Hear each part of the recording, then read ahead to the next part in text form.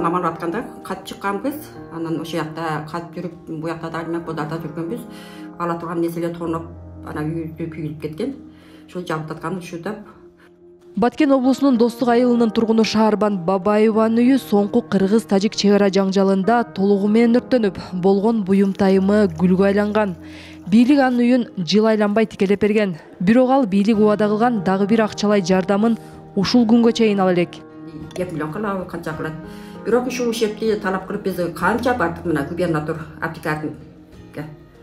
Барсак төлөп берет, төлөнөт деп одан берет деп, бирок ушул мана бир жылдан ашып кетти, төлөнбөй жүрөт да. Биздин эле көйгөй ушул. Үйлөр бүткөрүлүп берилгенден кийин сапаты начар болгон учурлар кездешкен. Мындай абалда кимге барып талап кылууну билбей турган жергиликтүү тургундарына бейөкмөт уюмдары жардамга келген. Алардан юридикалык кеңештерди алып, керектүү документтер менен жооптуу кызматтарга кайрылышкан. Келсем, нарактан барак бүтүрүп кеттилер. Келсем, кемчилик көп. Чыгып кеткен, кышайып кеткен, ошолорду Тургакка кайрылып, ушундай болот, ушундай кемчилиги бар десе, анан шөнтүп, ошол укуктун демелерге, конустарга чыгып, сумга чыгып айтып туруп бүтүгөнбүз да. Кыргыз-тажик чек арасында жабыр тарткандарга Интербилим коомдук бирикмеси турак жай маселесин калыбына келтирүү боюнча бир нече жылдан бери жардам берип келүүдө. Мындай учурда бийлик менен коомдук уюм биргеликте иш алып барып, тургундарды колдоо маанилүү. Жабыркаган жаран мамлекет тараптан мындайча айтканда жардам бар экенин, мамлекет ойлойт экенин, мамлекет кабар алат экенин сезип туруш керек да. Ошондо гана жаран тез калыбына келет да. Ошон үчүн мен айтар элем, коомдук уюмдар жабыркаган маалда жардам берүү бул аябай зарыл. Интербилим коомдук уюму бир топ жылдан бери турак жай укугуна байланыштуу иштерди Ош шаарында да улантып келүүдө. Ар кандай положениеден кирдик, чыктык, но мыйзам чегинде бардык документтерибиз таклык үчүн Кудайга шүкүр, мана Верховныйда мана жүттүм. Ош шаарынын тургуну Үлпат Абдуллаева 4 жылдан бери сотко каттап келет. Анткени ал жашаган жерди жеке ишкер Нуркул Шырдаков 1998 жылы сатып алганын айтып, андан үйдү бошотууну талап кылып келген. Потому что биз ата бабаларыбыз мына чындык бар экен, бардыгыны так жасап, документтерди жасап келген экен да. 70 жаштагы Үлпат Абдуллаева үчүн жеке ишкерди жогорку соттон утуп чыгуу оңой болгон жок. Ал бир нече соттук отурумдарга катышып, өз мүлкүн коргоп калуу үчүн бейөкмөт уюмдарынан юридикалык кеңештерди алган. Интербилимге биз барып, кантип биз укугубузду коргошубуз керек. Кантип каерге кайрылышыбыз керек. Эмне ишти каерден башташыбыз керек. Бардыгыны биз өшөдөн өргөнүп, өшөдөн бир арызланып бардык. Ошого бизге улар жардам берип атат. Учурда Үлпат Абдуллаева болуп, жеке ишкер менен анын кошуналары 33 үй бүлө соттошууда. Алардын бири Мамира Абдуллаева. Азыр ал жашап жаткан жер тамда 2 келин менен бирге турат. Анын үйүнүн кызыл китеби болгонуна карабай, учурда жеке ишкер менен соттошууда. Приказ чыгарып берипти, 10 күндүн ичинде өзүбүз ыктыярыбыз менен ушу үйлөрүбүздү бузуп чыгып кетишибизге туура келип атат азырчы. Ара жолдо калган Абдуллаева азыр бейөкмөт уюмдарынан кеңеш алып, керектүү документтерди топтоодо. 34 үй бүлө жашайт, аларга биз юридикалык консультация берип, кантип кайсы органга кайрылыш керек, кандай жол менен кайрылыш керек, кайсы мыйзамды колдонуш керек, ошол боюнча биз аларга консультация берип, кеңеш берип, аларды юридикалык сабаттыгына аз-маз болсо да өнүктүргөнгө аракет кылганбыз.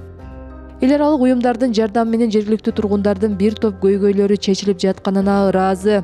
Ошону менен катар жабыр тарткандар турак жайларын кайрадан калыбына келтирүүдө кандай укуктарга ээ экенин уюм аркылуу билишүүдө. Masalan, bizga foydasi tegadigan, elga tegadigan kim? Shu международный organizatsiyalar, shular MPO'lar, boshqalar hammasi shuni qiladi. Mana Batkenda bo'lganda ham kim yordam berdi? Borib, shular berdi. Boshqa yerda bir narsa bo'lsa boradi, shu yerda yordam beradi. Интербилимге иштеген юристтерге да рахмат. Endi birinchi o'rin bizga endi shu zamon tushib zaman bo'lsa, jaqda tinchlikda yashaymiz deymiz da. Интербилим укук коргоо коомдук бирикмеси турак жай укугу боюнча 2010 жылдан бери иш алып барат. Бул убакыт ичинде Ош облусунун 356 жаранды үй адилеттүү компенсацияга мүмкүнчүлүк алды. Жалал Абад облусунан 136 жаран. Ал эми Баткенде 2021 жылы 128 үй күйүп кеткен жаран менен иштешип, алар өз алдынча кайрылып, 78 миллион сом компенсация өндүрүп алышты. Долбоор Сорос Кыргызстан фонду жана USAID уюмунун колдоосунун алдында ишке ашкан. Прибежала, обнимает меня, ее трясет вот так, верите, нет, она плакала. Мам, неужели у нас паспорт, уже у меня паспорт будет, у моего ребенка паспорт будет. 52 жаштагы Екатерина Нысанбаева толкундануу менен кубанычын тең бөлүшүп жатат. Анткени ал 35 жылдан бери ала албай келген паспортун алганы турат. Эми Нысанбаеванын өзүнүн, анын кызы менен небересинин официалдуу түрдө өздүгүн тастыктаган документтери болот. Ну, потеряла где-то с переездом же я паспорт. Вот так вот и получилось. Сюда пришла. Потом уже руки опустили, не стала уже ходить. Потом уже, когда паспортный стол сюда перенесли, я сюда приходила сюда. Екатерина Кыргызстанга Казакстандан 1989 жылы көчүп келген. Ошол жылдары өздүгүн тастыктаган документтерин жоготуп алган. Андан бери калктуу тейлөө борборуна бир нече жолу кайрылганы менен ал паспорт алып, керектүү документтерге ээ боло алган эмес. Я вот задаю вопрос, говорю, а вот здесь я что-то не понимаю, вот где-то объясните мне еще раз, потому что я юридически неграмотный человек, да, я не подкован как юрист, там, как кто-то, не подкован, где-то я переспрашиваю, мне просто говорят, да, вот так, вам что, 100 раз объяснять? Екатерина документ ала албай жүргөн учурда анын таанышы Фергана өрөөнүнүн чек арасыз юристтери коомдук бирикмесине кайрылууну сунуштайт. Ал аталган ишканага үстүздөгү жылдын июль айында кайрылган. Я рассказала, он говорит, хорошо, Екатерина, давайте делаем так.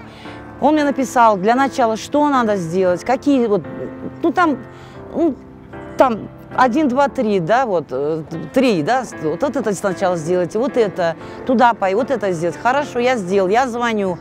Я вот, понимаете, да, благодаря ему я стала знать, да, свои права, свои законы, что делать.